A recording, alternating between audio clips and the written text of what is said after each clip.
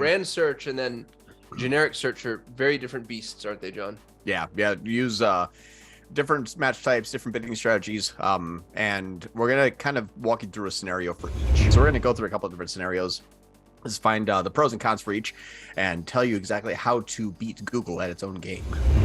So when it says unconstrained, it's incorrect. Sometimes these work really good. They can absolutely work really, really well. Most of the time they don't.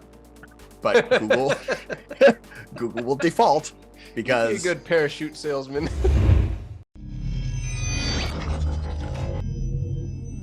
Welcome to the ultimate guide for Google Ads. Chapter 3. And you guys have no idea how many takes that took us, right? We're 45 minutes into our day already. We're going to go over search campaigns. Now, we went over search campaigns in chapter 1, but that was specifically for brand. So brand search and then generic search are very different beasts, aren't they, John? Yeah. Use different match types, different bidding strategies, and we're gonna kind of walk you through a scenario for each, because sometimes in search you want to be really, inexpensive in your CPC, looking for a specific type of person, but may not have a really nailed down keyword, or the other way where you have your keywords really optimized, you're looking for position, and you're going to want to really own a market for a small select group of keywords that potentially may not scale. So we're going to go through a couple of different scenarios. Let's find the pros and cons for each and tell you exactly how to beat Google at its own game. Now, question for you, John, that I know is on everybody's mind. How much information do you hold back and reserve only for clients?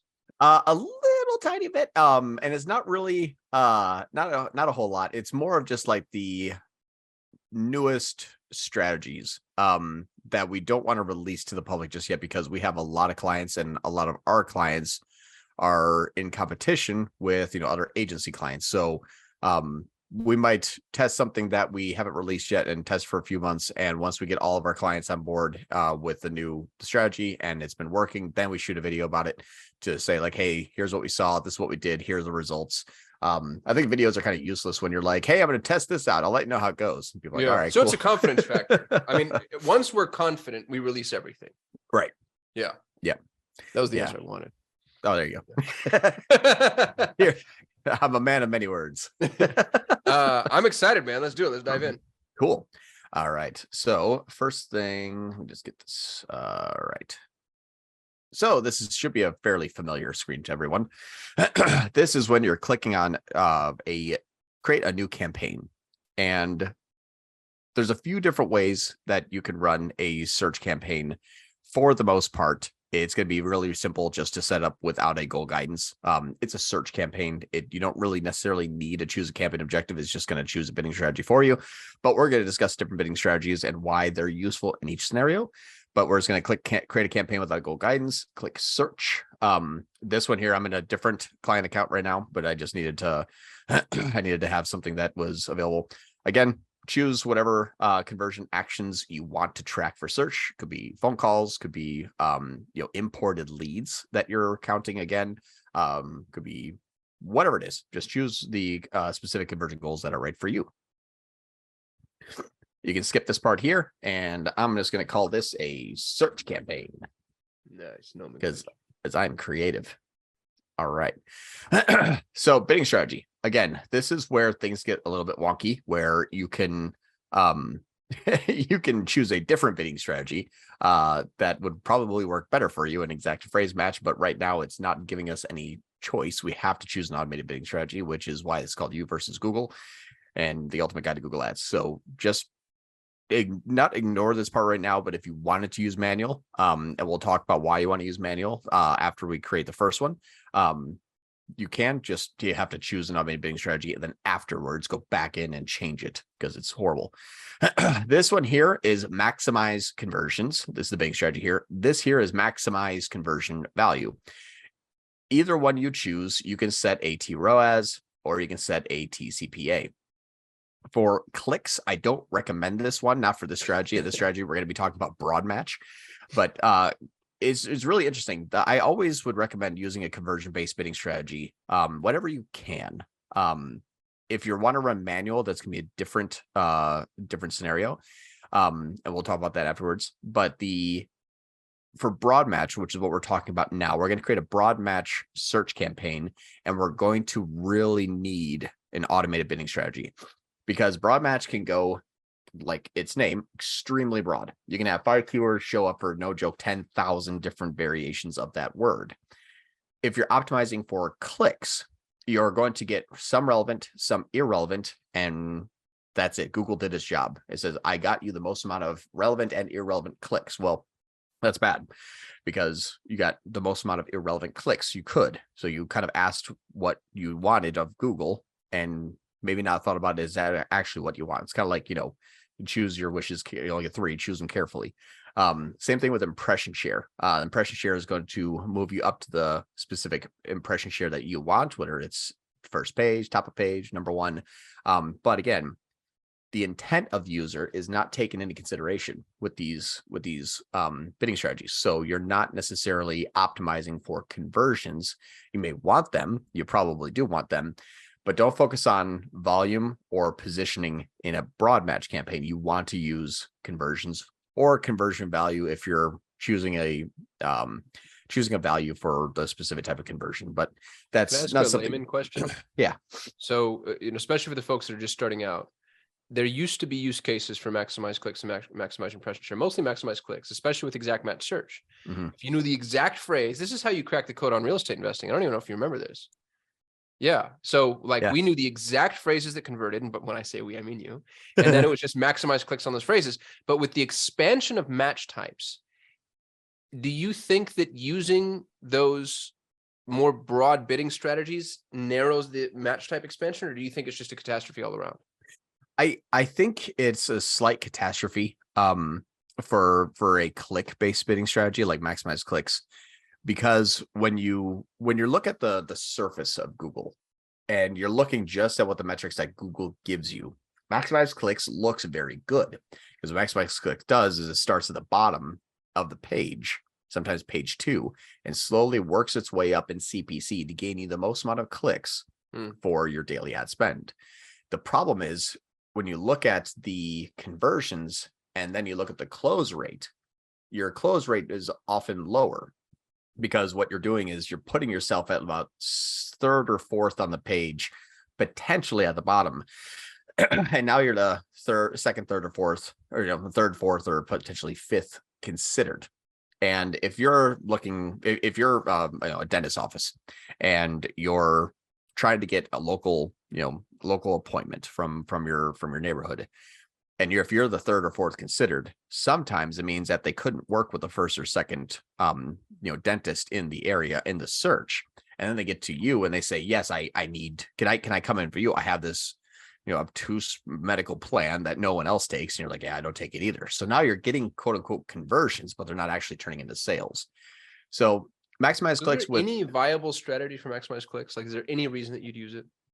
Yeah, I would say that if you wanted to find a good position without having to run manual, you can run exact match on maximize clicks and give it about 2 weeks at a healthy enough budget, and then say, okay, I can get a 60% top search impression share at $2.87 for this keyword. And then you turn it into manual, and then you take that 276, you bump it up to 325, and you try to get a good second position, and you nailed it. Before, you have to kind of like say $5, and then you find out that you overspent and then work your way down. So there is a use case for it. It's just, you have to invest into it. That's really smart. Yep. Cool. So we're going to take conversions. I'm not going to use a tCPA. Target John, you can get more conversions at a similar CPA by setting a target and staying unconstrained by budget. I know. It's so funny too, because they say unconstrained by budget, but literally what this does is constrain the budget. It's so dumb. I don't understand. We get calls from Google and they're like, hey, you should set a target return on ad spend. I'm like, why would I cut my budget in half? They're like, huh? And it just happens every single time. And then I show them like 5 use cases in that same account. I'm like, this is why I'm running max conversions. And then they all just kind of, they're like, oh, okay, I guess that makes sense. Until the next person from Google calls me and we do it all over again. But a target cost per acquisition, this is really important to know about bidding strategies. Target cost per acquisition tells Google, I'm going to put this at 50. I'm going to say, we ask Google, do not spend a dime unless you're fairly certain that you're going to get a conversion at $50 or under. And Google says, okay. But if Google says this conversion is going to cost me $91, it says I'm just not going to show my ad because I'm going to fall outside the goal. So when it says unconstrained, it's incorrect. What this will do is if you hit target CPA and you type in 40 and I've set my budget to $1,000 a day, it's going to spend $238 of it, let's just say. And now we're all done. Like, good job. You get all the leads that you wanted.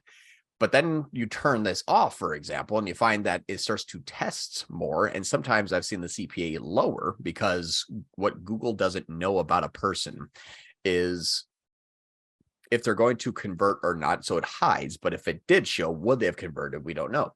So sometimes you can actually get the same or lower CPA by removing that tCPA.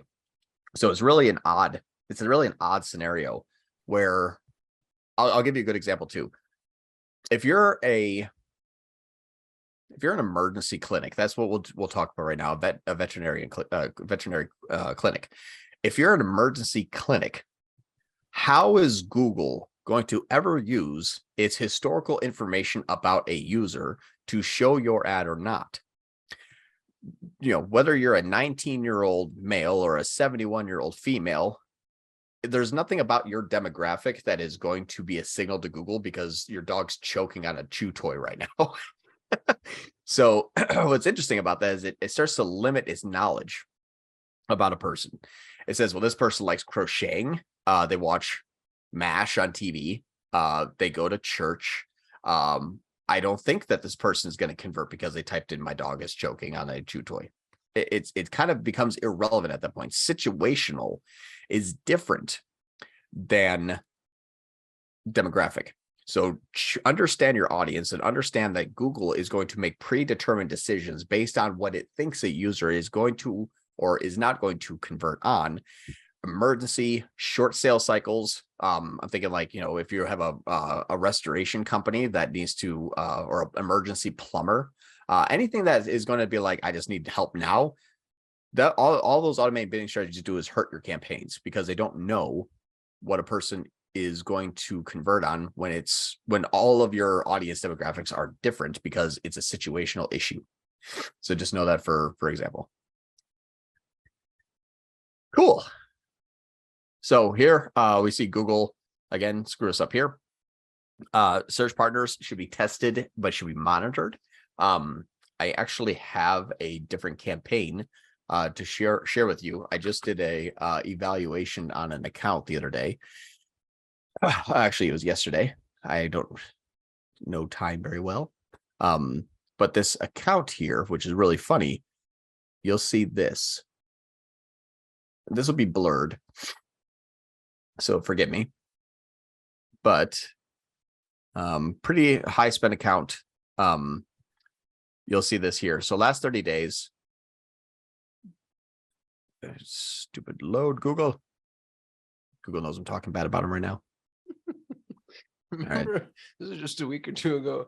Google laid off like 10,000 employees, and the very next day, Google Ads wouldn't load. All right. I was like, someone kicked the cord on the way out. I'm like, fine. It's good stuff. So here's a fun one. The display network.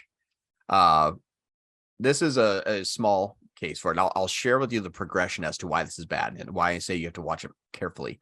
So here's the Google Display Network, and then here's Search Partners. What you'll see here is in this campaign, which is blurred, we have 56,000 out of 59,000 at the top, and then we have 861 at the bottom, which is the bottom of the search. And we spent $1,200 on display, another $328 on Search Partners. Now, the Search Partners did get a conversion, and it was actually it was a good conversion. Now, the cost per conversion was more than double what the average cost per conversion is at the top of Google. So they spent $328 instead of $141. And then the $1,279 that they spent on display got nothing. And it gets exacerbated when you're talking about high CPC or low CPC areas. So this here is a Google Display Network. Now, this doesn't look that bad. Out of $2,000, they spent $300 on the display network, and they got 0 conversions, where at the top, it was getting $258 at $6 a conversion. So that's huge. Google top, $6 conversions. Display network, 0. And they spent about 15% of their budget on it. here's the fun part. Now, fast forward from last 30 days to last 7 days. And what's interesting about this is the display network. As soon as this loads, please hold. Take a sip of my energy drink. What is that you drink? Bang. John Speed, sponsored by Bang. Bang, sponsor me, please. So here's what's fun is now last week, though, we still spent 225 out of 1,000. Now this is 25% of our budget. It's gotten worse more recently. Why? Well, it's a higher CPC than the top of search. That's bad. That's not good, but Google loves money. So now they figured out that the display network is more expensive than the top of search, and now I'm spending a quarter of my budget. I'm still not getting conversions. So when I say Google Display Network, absolutely watch it. You need to watch it. We only spent 13 cents on the search partners. Didn't get anything, but all you have to do is go into your campaigns, click segment, click top versus other, and it will tell you where your ads are showing and what is a conversion. So it's at the top, usually is the best. And then display network or search partners. Sometimes these work really good. They can absolutely work really, really well. Most of the time they don't. But Google will default because you'd be a good parachute salesman. Right. You need this to save your life. Sometimes they make a little whoopsie daisy. Yeah. But I've never heard any complaints from a person whose parachute didn't open. I'll just say that.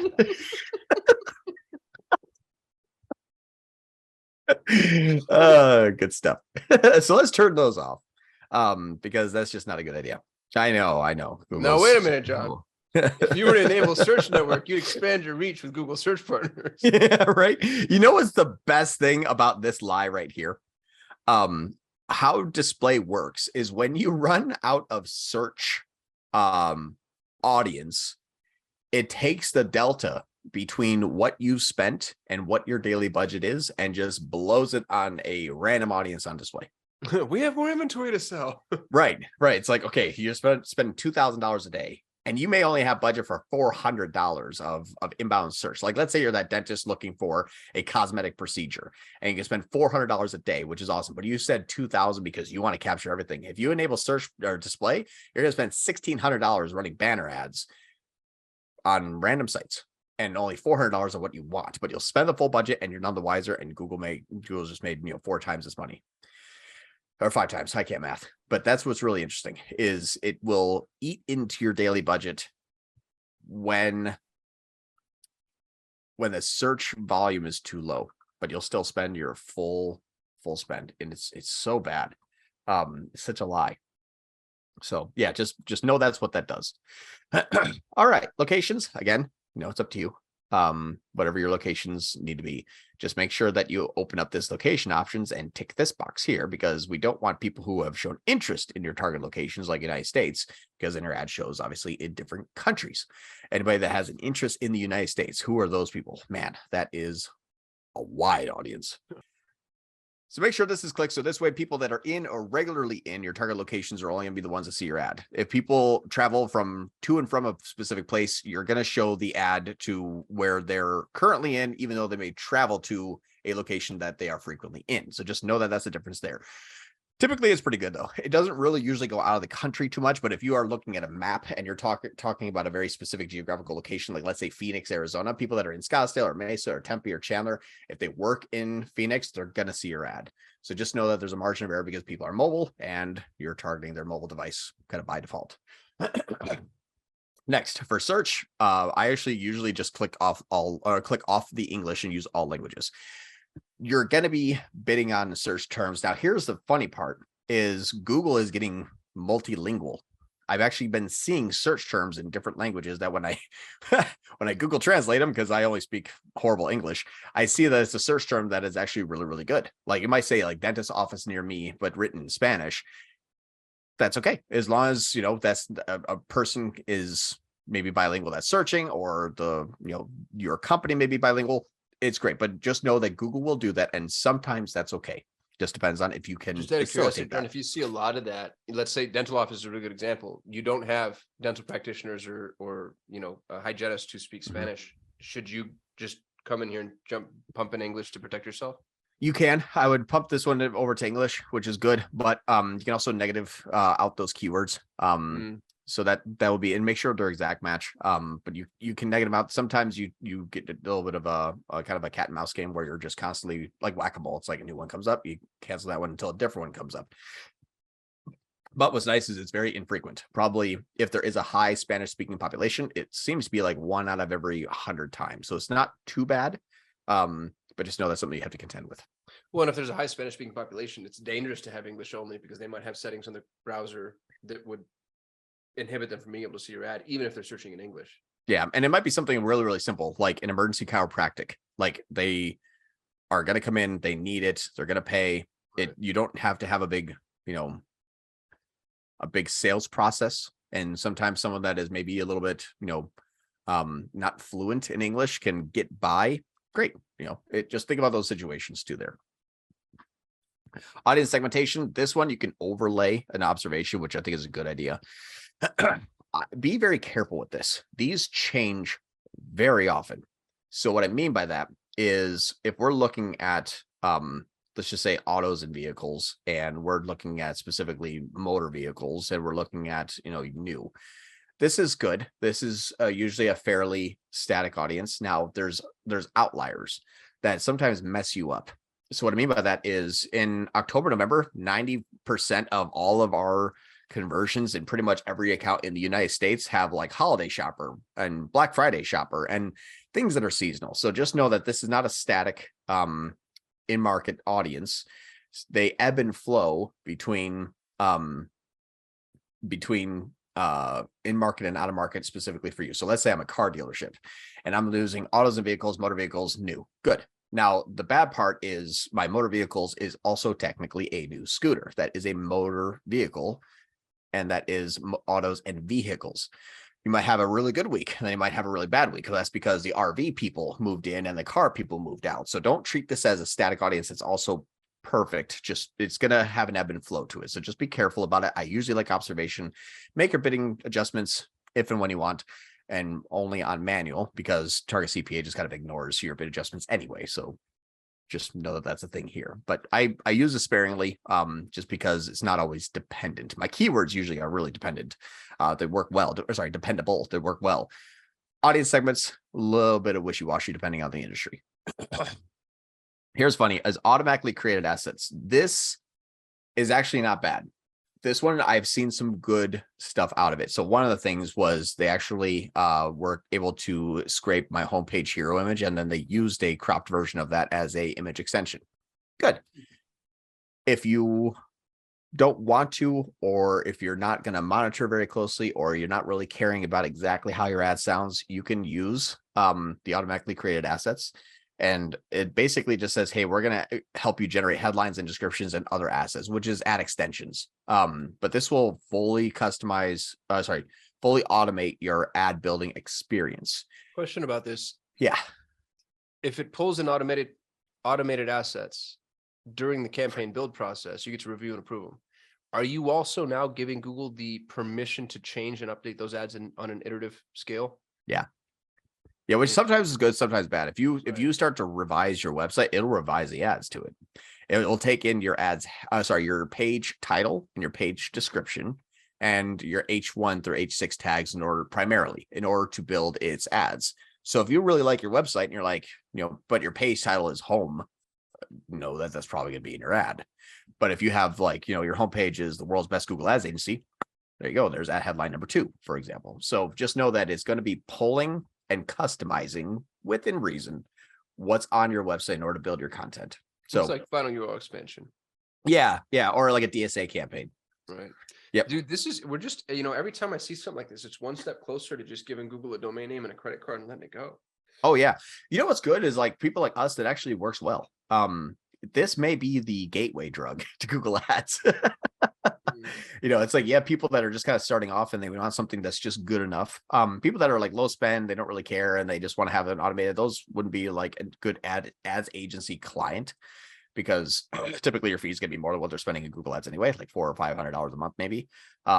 So I think this is good because it does help like kind of make that first step into Google. And if they start to see some success and they want to scale, but they don't know how, then they become our clients. So I like it. I kind of like it. It's a little bit nerve wracking because you see, some odd things, but then if you hop in, you're like, yes, it only made actually 7 out of 15. Your quality or your ad strength is actually average. We need to get that up to excellent. We need to, create another RSA, blah, blah, blah. Like we can shepherd them through, again, using that term as of yesterday, the process of actually getting this thing built out and having a really, kick-ass Google Ads account. That was cool. Yep. So I'm going to turn this off right now. Ad rotation, leave that alone. I don't even know why they even offer this. It's weird. And then what's funny is you can do not optimize, and then when you create the campaign, auto apply comes in and changes that for you anyway. It's really funny. Start date and end date, leave that ad schedule. Again, this may be relevant to you in a search campaign if you have a brick and mortar location and people that need to answer the phone, but you're missing out on the people that are finding you the day before and then calling you the day after because they couldn't call you the day before, but they found you. So just know that that's a thing. We're going to skip UTM parameters and dynamic search ads. We're not talking about that in this one here. All right, now we're going to use keywords and ads. I'm going to use that emergency clinic again. What I'm going to do actually is I'm going to use an actual emergency clinic. So I'm going to enter in a URL to scan, and I'm going to ask it to give me keyword suggestions. I do like this here. It works pretty well. Again, like it's 90% there. If for broad match, it's amazing, honestly. I'm just going to call this broad match BM or bowel movement, whatever you want to say. So here's the keywords. And inside of the Google Keyword Planner, that's what this is here. This area right here is exactly the same as if you went to Keyword Planner and did the actually, can I open this up in the tab? Cool. It's the same exact thing. If you go into Keyword Planner and you can discover new keywords, start with the website, paste that in there, use the entire site, get results. A lot of times this is going to be almost identical. It's the same tool. So you can kind of see all the search terms here. So this works really well for broad. The reason why I say it works well for broad is because exact match, I'm not going to have, emergency vet care and emergency vet care near me. I'm just going to choose exact match vet care as I'm still going to have near me because exact match keywords are close variants, which is basically also phrase match, which is really stupid. So everything we knew about match types is gone now. Broad match is still very broad. Phrase match is more like broad match modifier used to be. And exact match is now phrase match, and there is no such thing as exact match anymore. For the sake of the education here, John, just let's assume that there's maybe some newbies that are watching. Will you show them the difference between broad phrase and exact, just visually, so they know what they look like? Sure. So you're talking about like what they look like here? Yeah, just do the quotes and the brackets. Yep. So this is a broad match. What this will do is broadly match to any search term that is closely related. So this could be 24 animal vet, could be like all day pet hospital. It can even just be vet. Poodle doctor. Right. Well, seriously, yeah. Honestly, yeah. Yeah. And anything that is like 24-hour, you can either choose to use that or not. Animal vet. I mean, you can have like how to tranquilize a horse. I kid you not, that would show up.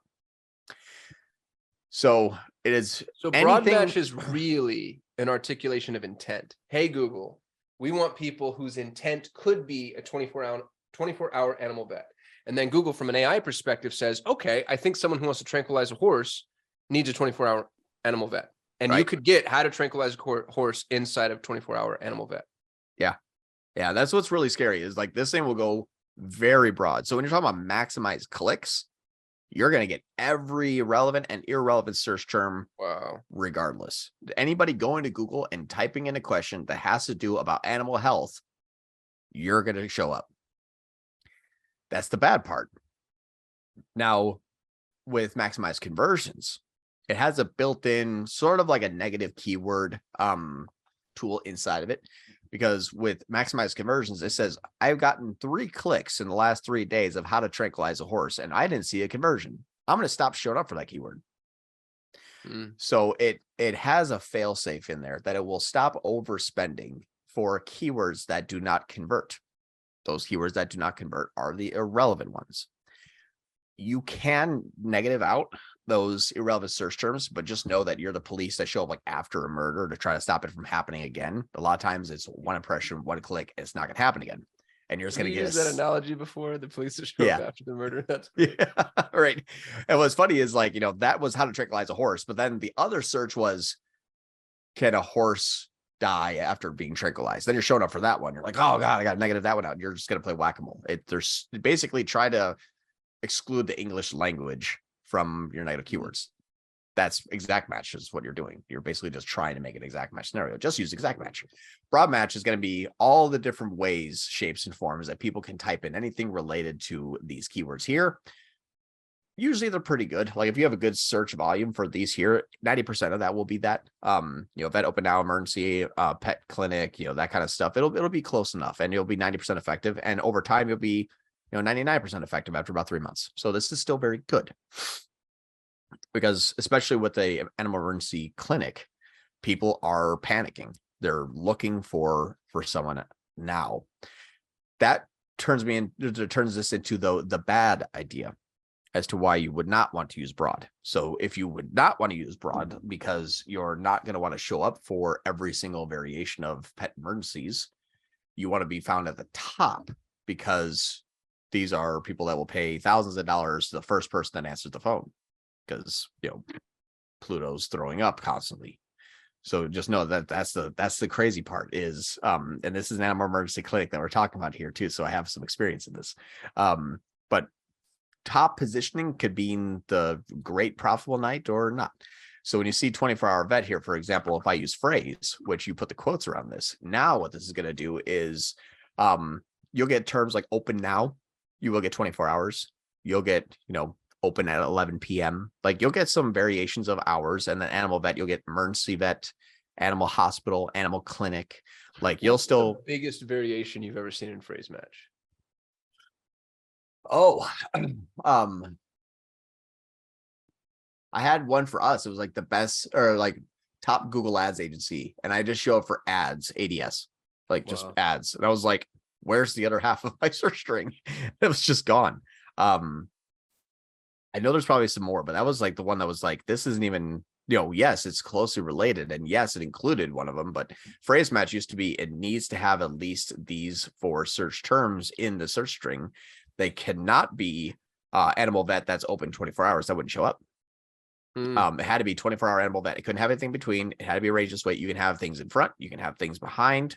Like what is a 24-hour animal vet that is open now? Like that would show up, but not what is an animal vet that is open 24 hours. That would not show up. So I understand why Google changed it from phrase match to close variant, which means we know what you're doing. And we'll give you like what we think is the most relevant. And the tighter you make that match type, whether it's phrase or exact, which looks like this exact match is still not going to be exact match. You will get much closer though. So a 24-hour animal vet might be animal vet that's open 24 hours or animal vet that's open now.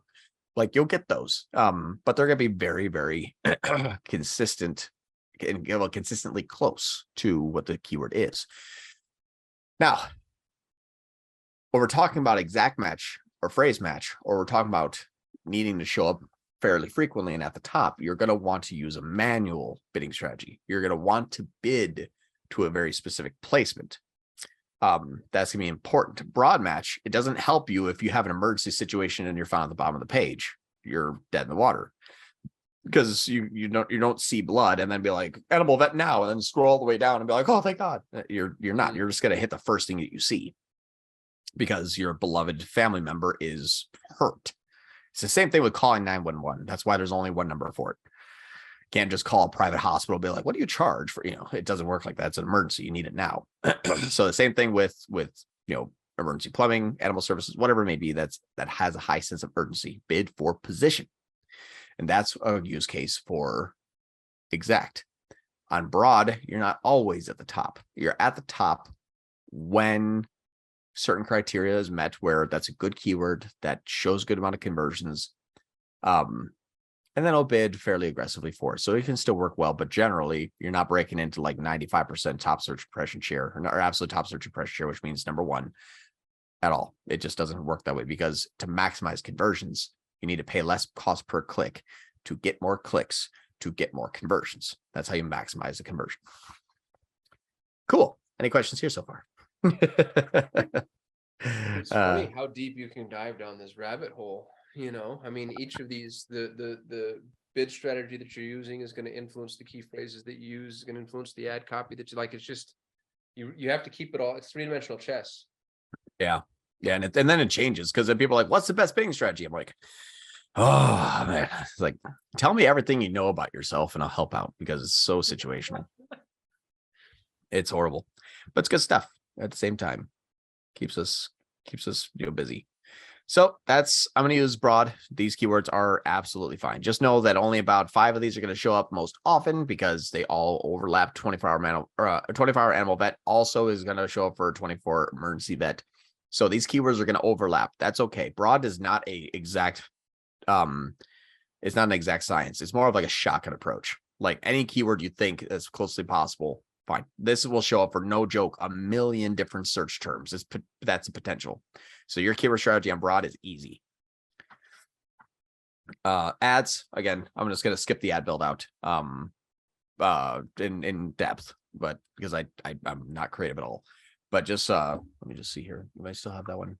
So here I'm just going to use this here. Phone number can be really important if you're a lead generation and you're okay. I'm going to skip the in-depth ad creation here, just because it's going to be fairly situational, but I want to make some key points. For lead generation, you will want to make sure that your phone number is visible in the headline if that's something that you're going to be tracking and you can take calls. That is super important though for search ads, especially lead generation. E-commerce, not so much. We are going to have to blur this one out here. So I just want to make note that's what you see blurred out on the screen. That's just the call extension. So that's static right now, even though I didn't add it. It's in the account. So just know that that's what you're missing there. It's just a client's phone number, so I don't want to share it. But the headline and the ad strength, we discussed this in our brand campaign to leave your ad headlines not pinned, because you're going to give lower ad strength. Doesn't really matter a little bit. You can see a little bit of variation between CPC, but it really depends on if that keyword is getting conversions. Sometimes you have a low ad strength, but you get 15% click-through rate and $4 conversions and everything's hunky-dory.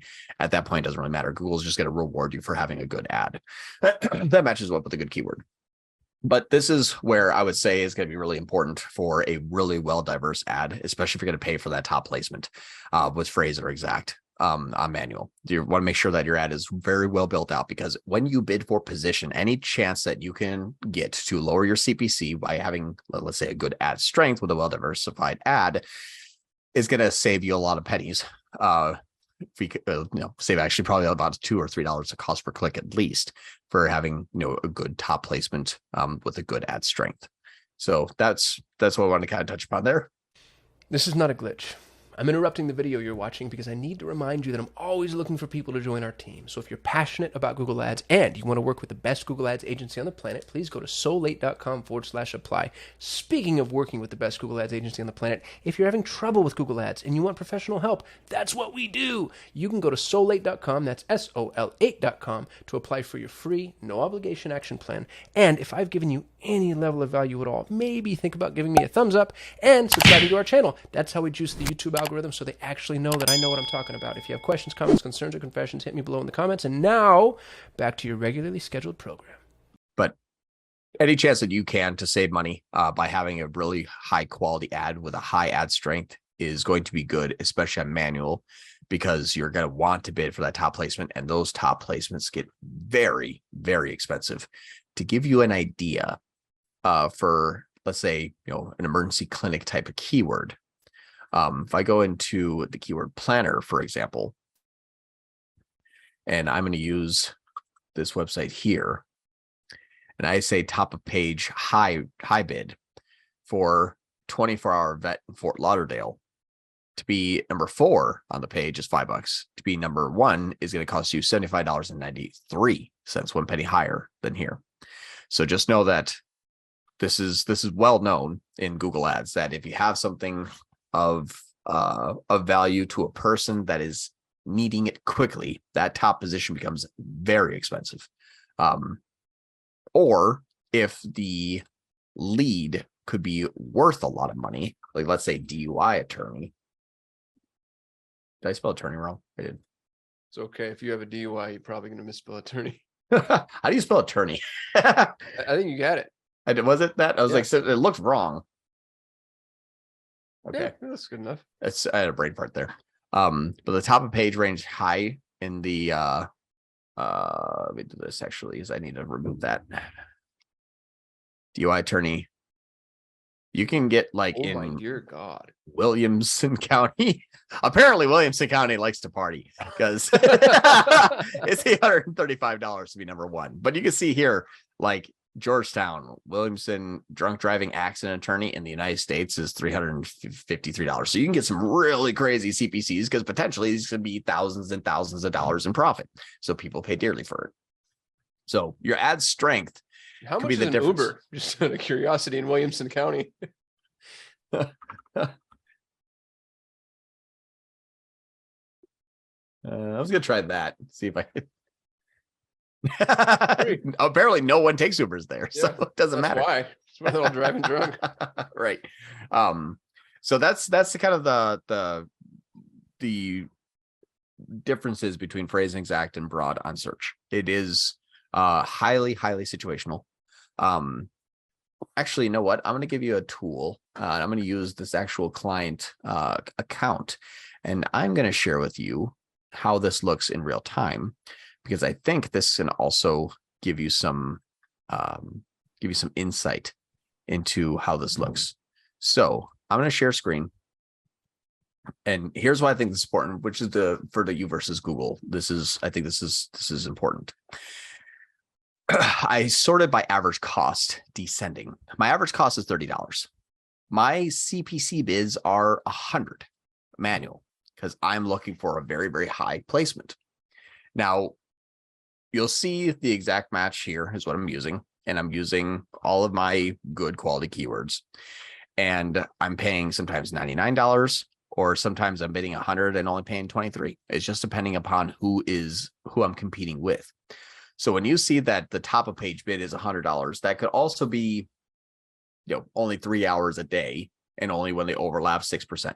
So don't use it as gospel, but I know I need to be number one. I need to own this without question. If you look at last week here, you'll see something died off very quickly. We had a lull here, and then this fell off, and then those things started seeing come back. This is at a $70 bid. This is at a $100 bid. I was still paying $30 though. But what happened is we had a competitor hop in and outbid us by about 5% and just kill the whole entire business. When you look at from an entire month perspective, it went from good consistency to nothing for 1, 2, 3 days, and I'm still spending a lot of money. If you look at my cost here, my cost is $500, $600, $500. I spent basically $1,500 to get nothing for 3 days in a row, and then I bid up, and all of a sudden it's like, oh, 3 conversions, nothing, like 2 conversions. It all of a sudden came back. Now the clicks went from 16 clicks to 24 clicks. It's not that crazy. I had 16 clicks, nothing, 14 clicks, nothing, 10 clicks, nothing, 5 clicks at a good position, 20% conversion rate, 24 clicks, 3 leads, 30 clicks, 3 leads. Conversion rate all of a sudden instantly went up to like 10% to 20%. So that was a craziness about bidding into positioning, where if you have a good position, you can get the 11% and 10% and 12% and 9% conversion rates, which is really good. But you need to be at that position. And my position here, the search top impression share, were the high 70s and 80s and 90s. So that big positioning, that good positioning, is going to bring us a really good result. Also, the cost per conversion is $678.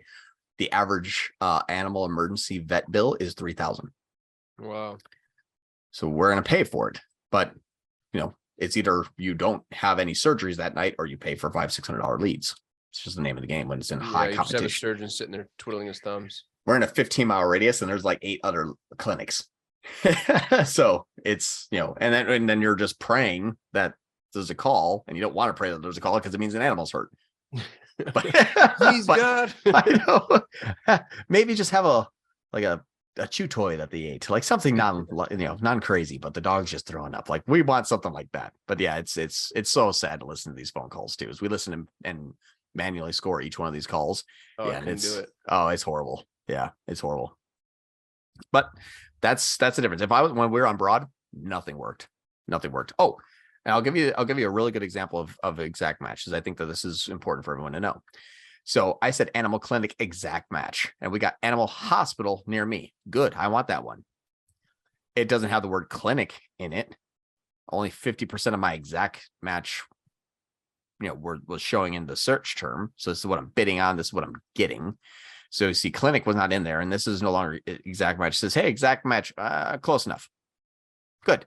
I'm okay with that because the close enoughs mean that it works well. So animal hospitals, here's phrase. Check this out. Animal hospitals got vet Fort Lauderdale. That's actually not one that I really wanted. It had a 50% conversion rate, so I'm glad it worked. But that could also mean that a person is not really needing a emergency clinic now. They just need to schedule a FIDO for a teeth cleaning, which I was paying $40 a click on that. So I just got lucky there. But just know that it can go a little wonky, even with the phrase match. Go a little bit too broad. Cool. And that's search campaigns. What's next, John? What do they have to look forward to? Next, we're going to talk about YouTube proactive campaigns. Yeah, it's gonna be fun. That's where we spend all our money. Yeah, we spend a lot of money on YouTube. It's interesting. It's over 100 grand. It's a $5,000 a day. Yeah, on just YouTube. $5,000 a day just on YouTube. Yeah, just on YouTube. Okay. And what's interesting about it is the conversion tracking. You'll see it's horrible. It's horrible because Google's not quite there as, did you see a video from us 2 weeks ago? But then you search the brand name. Sometimes it just gives it all the brand. Most of the time, it just gives it all the brand. So we're going to talk about setting up really good quality campaigns in YouTube, the proper bidding strategy, the proper device management, and then the targeting. That is, there's some really kind of ninja tricks that you can do in the targeting that still work. Like target a person based on what websites they visited, or showing a specific website and showing some really good intent there. So that's next. It's a lot of fun. It's probably the most expensive network Google has, but it's the next TV. I really think so. Yeah, I think so too. I don't even think it's the next TV. I think it's TV now. Pretty much, yeah. It's where people go, like to watch, learn, entertain. Yeah, it's so funny. It's like people ignore YouTube because they don't necessarily give it a good enough thought, for lack of a better word. And when you are in a buying decision and want to know more, you go to YouTube. Right. I mean, that's where you go. So you're in that process. You're close to the decision-making point. Your bottom of the funnel can still be exactly cold traffic. There's such a thing as cold traffic bottom funnel. Cold traffic doesn't mean top of funnel. It means they just don't know where to purchase or who to contact yet, but they know they need something very specific. So YouTube is fantastic for finding people in their buying decision and then paying 1 to 2 pennies to put yourself in front of them. So it's really cool stuff. Cool. We'll learn that next time. In the meantime, thank you for watching the Ultimate Guide to Google Ads. Thank you so much, everyone. And like, comment, subscribe, do the things. We'll see you. Yeah.